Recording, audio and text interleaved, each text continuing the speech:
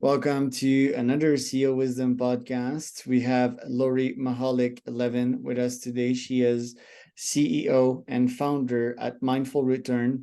She's a working parent advocate, founding principal at the GME Group as well, an author, podcast co-host, keynote speaker. She's a lot of things, which is why I am excited for today's pod. That is brought to you by podpire.com. If you want to start, scale, be invited to a podcast like this one, find sponsors to your podcast, you can go to podpire.com. That's my podcasting agency. And as Lori will tell you, podcasting is amazing. It allows you to pick brains for free, grow your network, grow your net worth as well, get leads, get clients, everything in between. So if you need help with that, with your pod, you can go to podpire.com. Lori, welcome to the pod. Can you tell me a bit more about yourself and about Mindful Return? Sure, Charles. It's a pleasure to be here. Thanks so much for having me on. I like to say that I wear three main hats in life, although I think we each probably wear about 17,000 hats. One is that I am mom to two wonderful redheaded boys who are now ages 10 and 12, and one of whose shoes are now larger than mine, so that's a bit startling.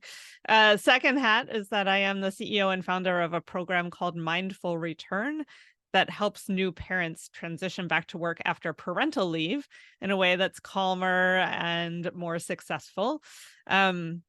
I grew Mindful Return over the past 9 years out of sheer desperation, Charles, when I returned to work full-time as a lawyer after my two babies and found that there were so many wonderful resources focused on the baby and nothing focused on the personal and professional identity of the parent.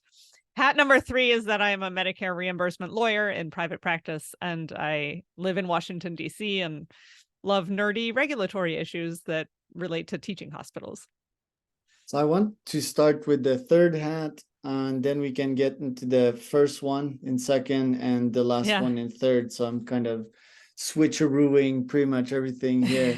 Okay, so the Medicare lawyer career, that's like your financial cushion if you want, and probably a passion of yours as well. It's kind of cool to be helping people on that side. But I've heard a lot of problems with Medicare. So tell me about these. So I have a niche within the Medicare reimbursement world that is about a centimeter wide and 1,000,000 miles deep. Most people know that Medicare in the United States pays for 65-year-olds and older to get medical care. Most people don't know that Medicare also kicks in about $14 billion a year to train residents to become doctors. So my whole legal practice is around the funding of residency programs at teaching hospitals so that one day we have enough doctors to take care of the elderly in our country. And yeah, I mean, I used to practice law full time, and then I went down to 60% and did Mindful Return in the other 40%.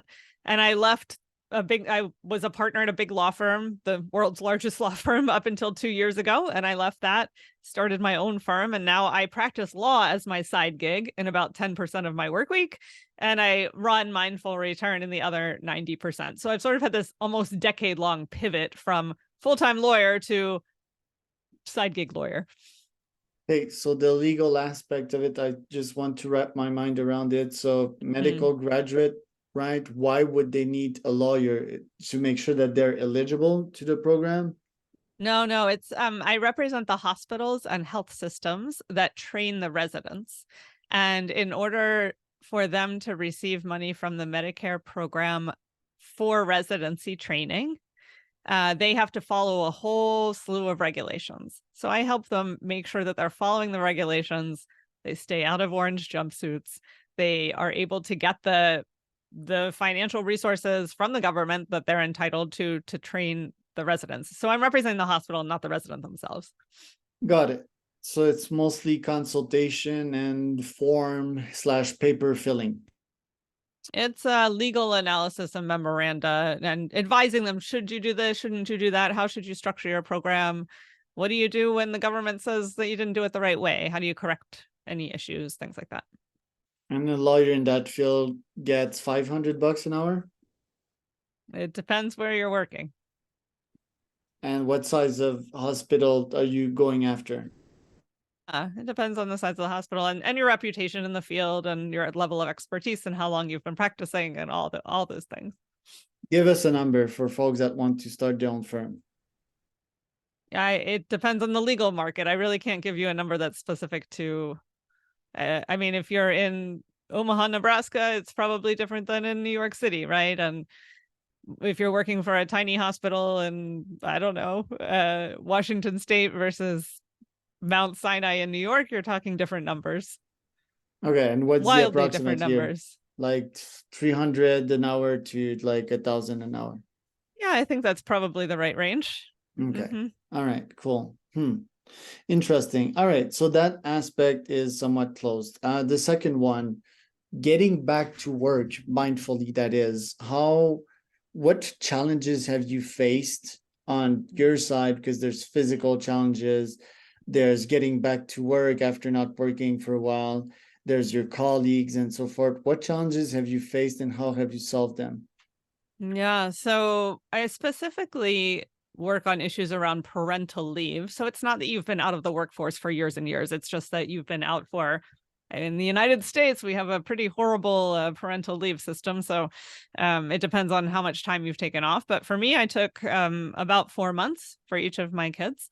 And when I went back, I mean, I struggled with a lot of things. I struggled with who am I question. I struggled with needing to leave at the end of the day at a very certain time because daycare was closing and they were going to charge me $10 a minute if I was late. I struggled with sleep deprivation, being interrupted any number of times in the middle of the night. I struggled with our childcare crisis in the United States. There's a huge shortage of providers of quality childcare. I was I was on, I think, 9 different wait lists, and my husband and I lobbied the wait lists in order to get off. And I struggled with not having a community and really feeling like I was isolating myself. And so what I decided to create was a way for new parents to connect with one another as they are going back to work after parental leave. And we teach a course that I created about how to make a better, more mindful transition. But we do that in cohorts. So you're always with other new parents who are also at the same time you are. I really set out to create what I wished had existed for myself when I went through the transition.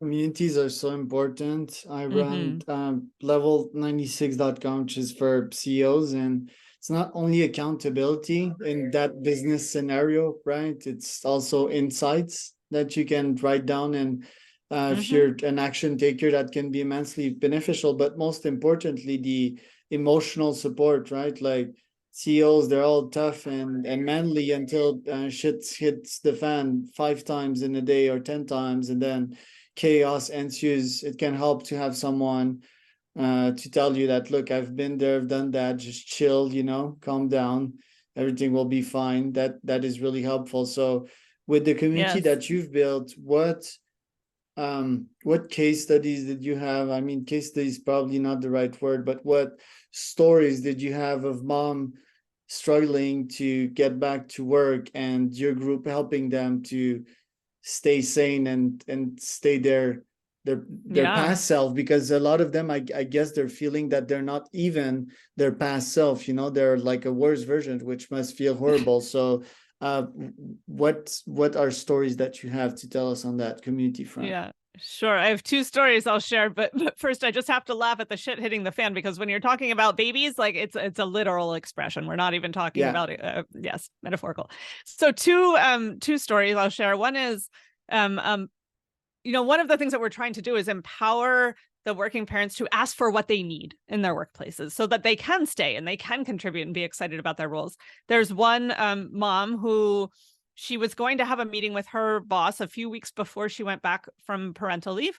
And she wanted to ask for a modification to her schedule so that she could go in earlier and leave earlier for childcare reasons. And she was terrified to ask her boss for this because she didn't want her boss to perceive her in any sort of negative way or think that she was any less committed.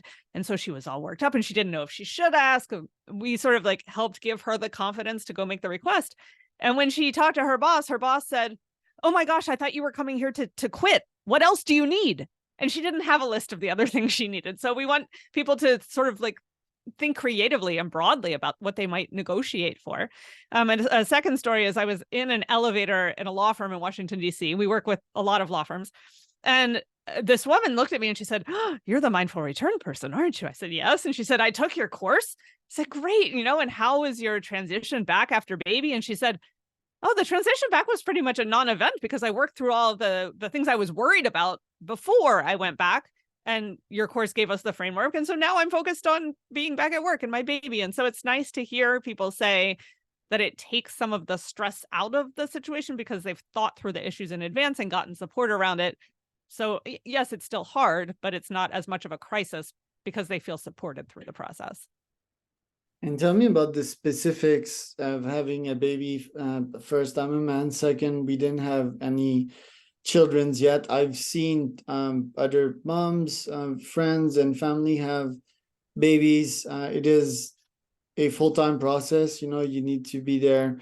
You need to take care of yourself even more than before that. And it it's a huge energy taker. Like, even if you get back, I mean, that in Canada they give very large maternity leave, but then you need to go back to work and send your child to daycare.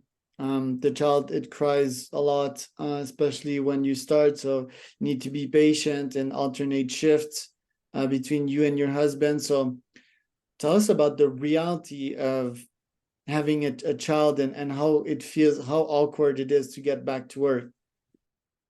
Yeah. So first of all, you raised the idea that you're a dad, and we run programs for moms and for dads because I really truly believe in destigmatizing parental leave and degendering the conversation around parental leave. I believe we won't get to a point where we have gender equality in the workplace until men and women are both taking the leave and are really able to be engaged in the care for the child. I mean, the real story is that the first couple of months are just one gigantic haze, Charles, and you're just trying to figure out, which foot to put in front of the next. There's a lot of conflict that happens between couples in those first couple of months. There is a whole program and system called Fair Play that Eve Rodsky has written about, all about sort of that the household distribution of labor. So there are lots of critical conversations that have to happen between partners if you're not parenting solo. And so, it's sort of this haze of sleep deprivation. You're not quite sure what you're doing. You're trying to show up at work in a way that conveys that you care, and you're really also dedicated to your baby. A lot of things go awry. Your daycare provider or your nanny might get sick. Your child gets sick. And then you have to sort of pivot and figure out who's going to take point on any given day. It's a lot of logistics. I'd say when we had our second baby, all those logistical things were very easy because we had already done it for 2 years. We had, a well-oiled system, but adding another child into the mix, at our house, we say it felt like 1 + 1 = 85. We were just not sleeping and the wheels were spinning everywhere. And so to the extent anyone can put in place some daily calming mindfulness practices, like micro mindfulness in teeny tiny pieces of time, I found those types of things very stabilizing for myself as I was trying to get back to being an adult human being instead of just a 24/7 awake caregiver. Right. We adopted another dog, and that dog had 8 puppies, and then we kept on puppies. So, and we're that was like an A/B test to, having children, which we plan on having in less than 2 years. It was a very good one, right? Because it had some, it was stressful and so forth. I'm guessing it's nothing like having children's, which is probably 10 levels higher. Do you recommend to wait a bit of time before having your second, with what you just said? Because to me, the equation that I got from most parents, and it's always different, it's case by case, but is like after the first one, the second is easy as, then the third is another. It's an added difficulty, but it's a lesser added difficulty than the previous one, Yeah. So do you recommend to wait a bit more so that the first child, it matures and it's not a baby anymore? Like, any strategies at play here? Yeah. So it's definitely an individualized decision. And, it depends on your fertility journey and finances and all those sorts of things. For me personally, I wanted to sort of do it quickly enough that I knew that I was going to be in this painful in some ways infant stage, and I may as well just do it again. I also really love the proximity and age that our two boys have to one another, so that was another factor. I like that. And there are some health considerations for women in terms of, when is the optimal time to spread, the spacing between two kids. And there's some medical research suggesting that around 2 years is a good amount of time. I mean, I think it's important to go into all of these things with an open mind and a lot of flexibility. My husband and I initially wanted 3 children, Charles. And, we sat in the OB's office when I was pregnant with our second child, and we looked at each other, and almost at the same exact moment, we looked at each other and said, "I'm done." And he looked at me and, "I'm done." And we're like, "Okay, we're done here." So I think whatever best laid plans you have, you should just sort of throw out the window and say, we'll just figure this out and go for it as it makes sense. And why were you done precisely? Because we were ridiculously exhausted. We live in Washington, D.C., where daycare costs like a car every year. And we were like, okay, yeah, I think our family is complete now. What about homeschooling? Because I have various plans. I want to have a bunch of children. I want to adopt as well, and I know it will be challenging. I love challenges. I love pain also. That's like part of my personality. So what about having a nanny to help us with that, at least on the sleep level of things? And what about also homeschooling, like no daycare? I'm in Mexico, so that would come in as significantly lower cost. But what do you think about these two things? Again, I think it's all a very personal decision. Our choice of choosing daycare over a nanny was related to a couple of things: wanting a social environment for our children and also wanting some oversight. We wanted other eyes on what was going on other than just the nanny and having someone in our house. That's a very different choice for other people. And then in terms of homeschooling, Charles, I am not cut out for homeschooling. We tried 15 straight months of home-based education during pandemic lockdown when my children's schools were not open. And that is a whole nother world. I am not a teacher. I don't want to be a teacher to my children.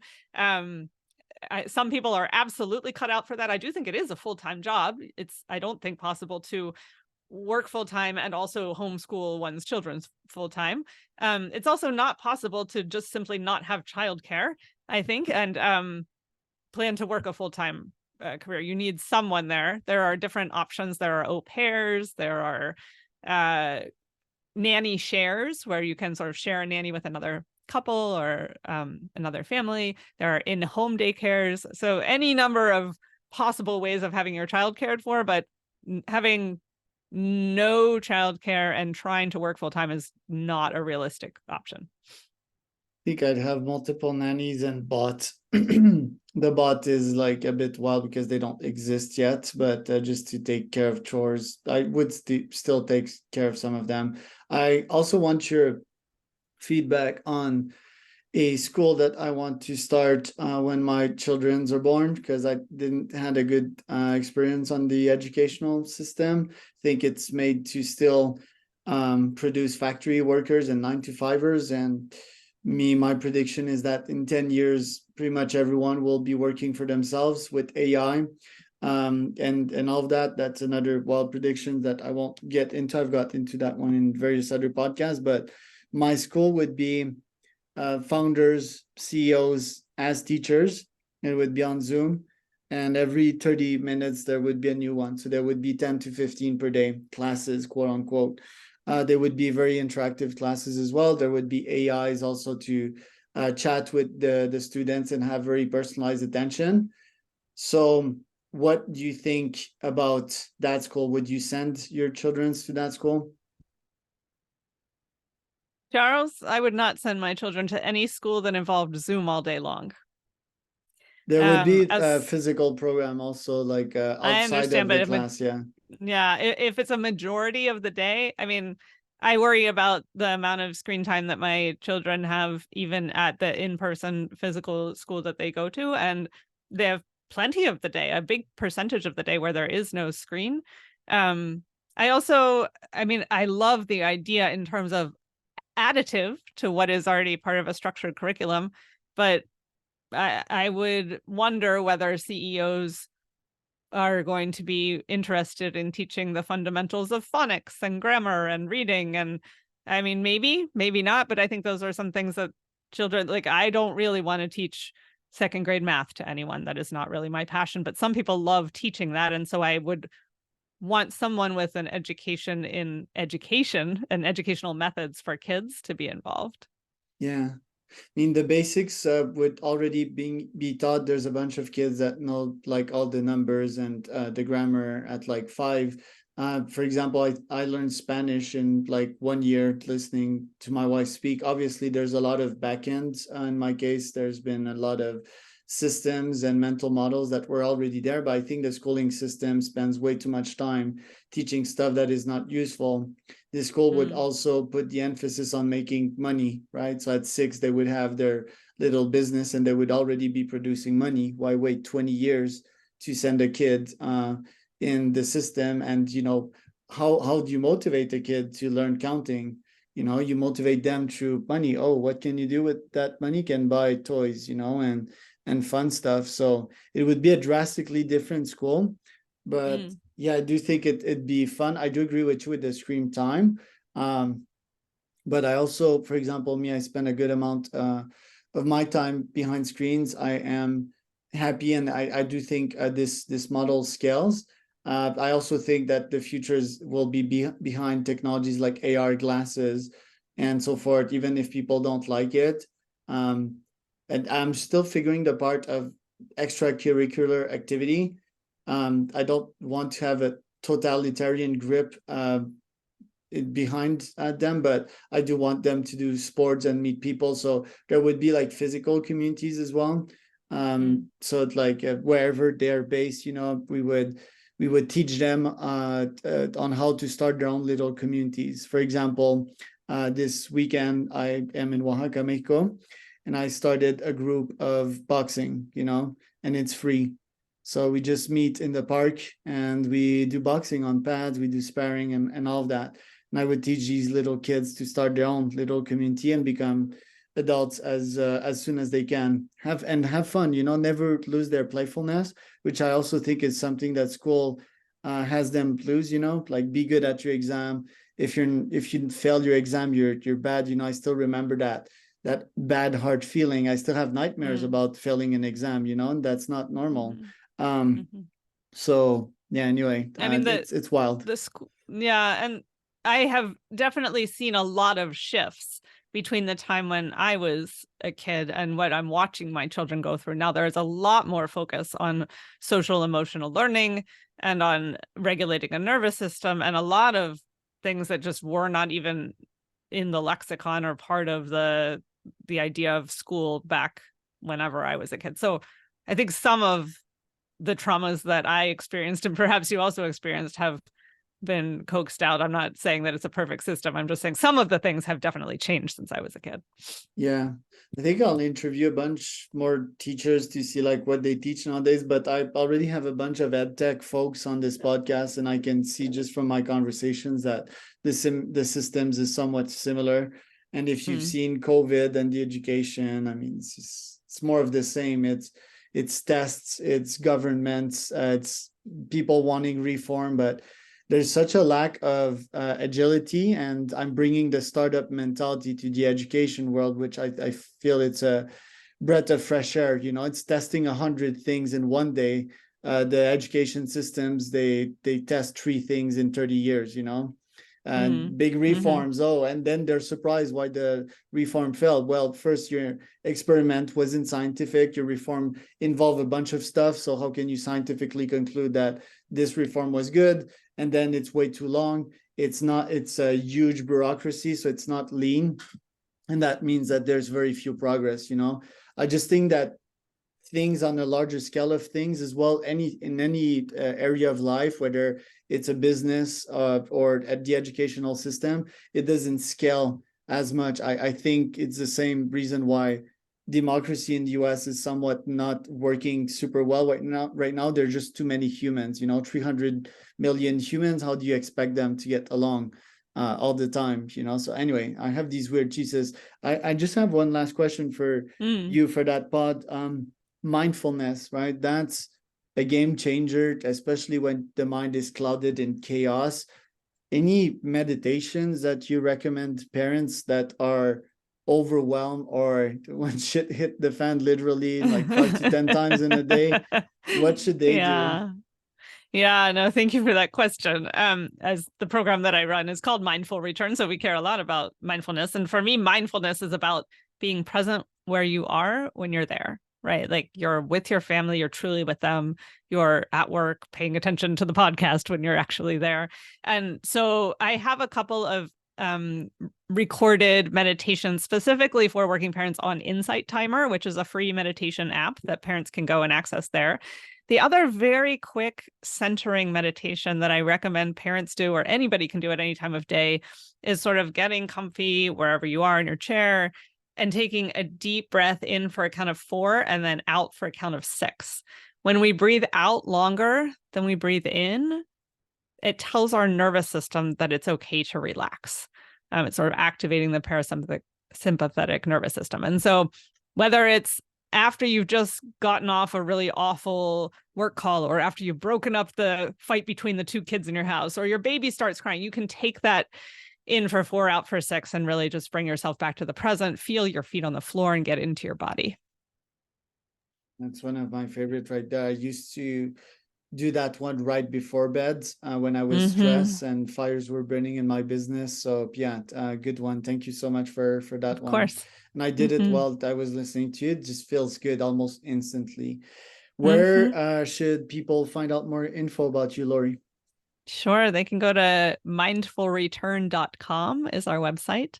We have a page specifically for employers there. We do a lot of work specifically to help employers retain their new parent talent. I am on Instagram. We're on Instagram at Mindful Return, and I do a Tuesday tip for working parents on Instagram.